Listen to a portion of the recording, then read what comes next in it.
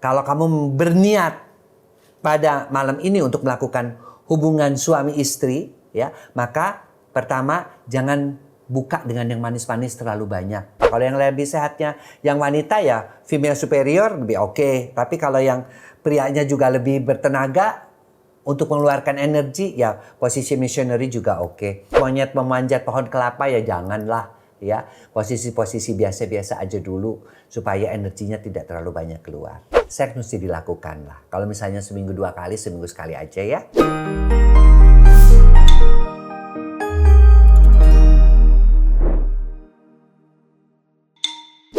Halo Boyke Mania, selamat datang di channel Kacamata Dr. Boyke. Kali ini saya akan berbagi tips-tips kesehatan dan keharmonisan berumah tangga. Namun sebelum itu jangan lupa subscribe dan nyalakan notifikasi pada channel ini. Oke? Puasa itu bukan hanya untuk kesehatan aja sih, ya. Tapi juga bisa untuk keharmonisan rumah tangga, keharmonisan keluarga. Kenapa? Karena pada saat bulan Ramadan yang suci ini, kita keluarga lebih sering banyak kumpul, sahur bersama, buka bersama, dan yang penting ibadah bersama. Nah, kalau untuk kesehatan udah jelas ya, bahwa tubuh kita ini butuh istirahat. Berbagai macam penelitian sudah menemukan bahwa dengan berpuasa, maka tubuh kita akan menjadi lebih awet muda.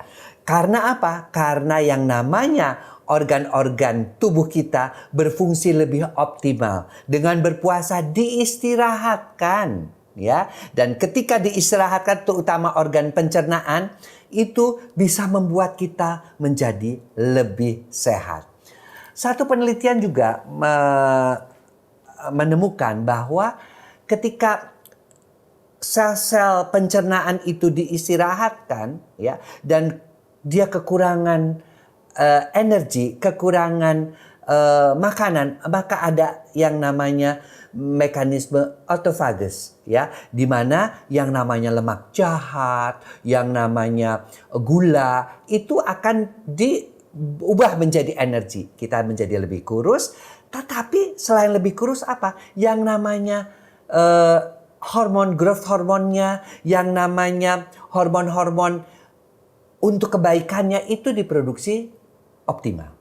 Ya, jadi jangan takut untuk berpuasa. Berpuasa itu untuk kesehatan. Jadi berpuasa bisa gunakan untuk kesehatan, di samping juga untuk keharmonisan. Nah, bagaimana dengan kaitannya dengan masalah hubungan suami istri? Oh, hubungan suami istri memang menurun 50%. Itu penelitian di klinik Pak Sutri ya.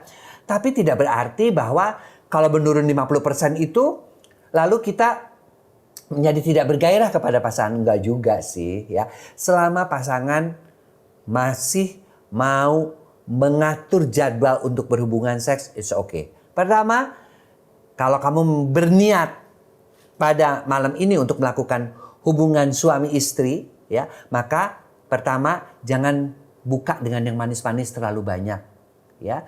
Kedua, cukup dengan kurma. Kurma itu ternyata banyak mengandung mineral dan vitamin-vitamin yang mengandung afrodisiak, ya. Seperti misalnya zinc, yaitu juga ada. Kemudian juga vitamin B, C, antioksidannya pada kurma ada. 1 atau 3. Tapi kurmanya kurma yang segar ya. Syukur-syukur bisa membeli kurma Nabi. Kemudian lakukanlah makan seperlunya saja. Jangan terlalu banyak juga karbohidrat. Lebih banyak kepada hal yang berkaitan dengan setia, ya. Jadi tinggi dan alami, ya. Sediakan makanan yang tinggi dan alami.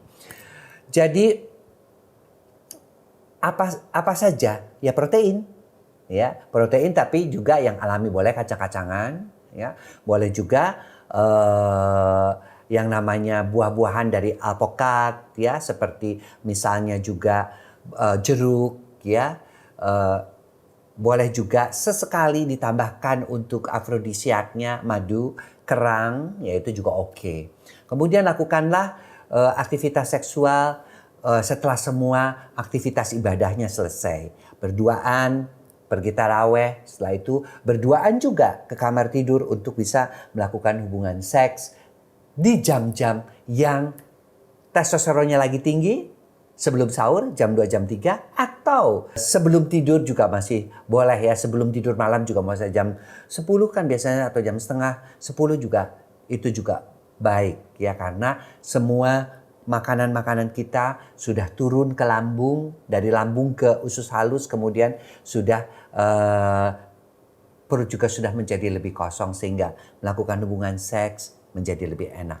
Kemudian yang kedua yang tidak kalah pentingnya adalah untuk tetap melakukan teknik dan variasi. Ya, artinya apa?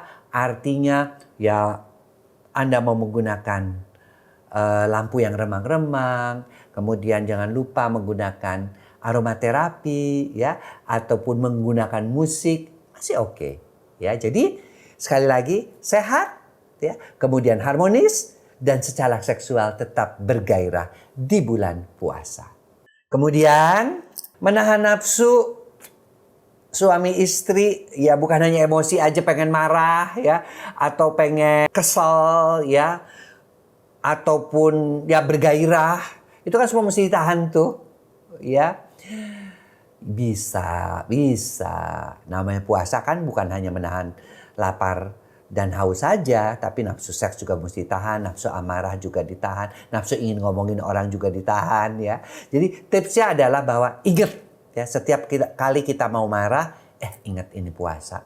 Ini adalah latihan mental buat saya agar supaya saya lebih tenang, lebih damai, lebih bisa menghasilkan kemenangan kelak di saat Idul Fitri ya. Kemudian kalau menahan gairah seks tentu saja nggak usah deket-deket dulu deh dengan pasangan. Kalau pagi-pagi ciumnya cukup cium tangan, atau istri juga nggak usah pakai baju-baju yang terlampau merangsang lah ya, sehingga kita juga menjadi kepengennya nanti kan setelah buka, berarti ya pakai baju-baju yang tertutup, lebih tertutup lah di saat bulan puasa ini. Lebih utamakan untuk menjalankan ibadah yang berkaitan dengan ibadah kepada Tuhan. Ibadah sesama manusia, sesama suami istri rada-rada ditekan sedikit. Ya memang penelitian juga seperti itu. Nggak ada salahnya sih, masa iya sih setahun kita nggak bisa dalam sebulan untuk menahan nafsu. Ya harapan kita sih sepanjang tahun ya, tapi dalam sebulan ini lebih intens ya dalam menjaga emosi, amarah, menjaga nafsu serakah, menjaga keinginan-keinginan untuk melakukan hubungan suami istri, sehingga tetap kita bisa mendapat sucinya Ramadan untuk keluarga, untuk pasangan suami istri. Selanjutnya, rekomendasi posisi bercinta di saat bulan Ramadan ini tentunya posisinya boleh posisi yang biasa-biasa aja lah ya, yang tidak terlalu banyak mengeluarkan tenaga ya. Posisi ya tergantung yang lebih sehat siapa. Kalau yang lebih sehatnya yang wanita ya female superior lebih oke. Tapi kalau yang prianya juga lebih bertenaga untuk mengeluarkan energi ya posisi missionary juga oke. Posisi yang tidak terlampau banyak mengeluarkan energi seperti posisi menyamping ataupun posisi dari belakang oke-oke aja. Tapi kalau posisi yang membutuhkan tenaga ya, seperti misalnya posisi memangku ya, atau posisi yang mengeluarkan tenaga lebih banyak itu seperti posisi X-File atau posisi yang menggunakan seperti akrobatik monyet memanjat pohon kelapa, ya janganlah ya. Posisi-posisi biasa-biasa aja dulu supaya energinya tidak terlalu banyak keluar. Lalu agar tetap harmonis, seks mesti dilakukan lah. Kalau misalnya seminggu 2 kali, seminggu sekali aja ya. Karena energi kita lebih baik digunakan untuk beribadah.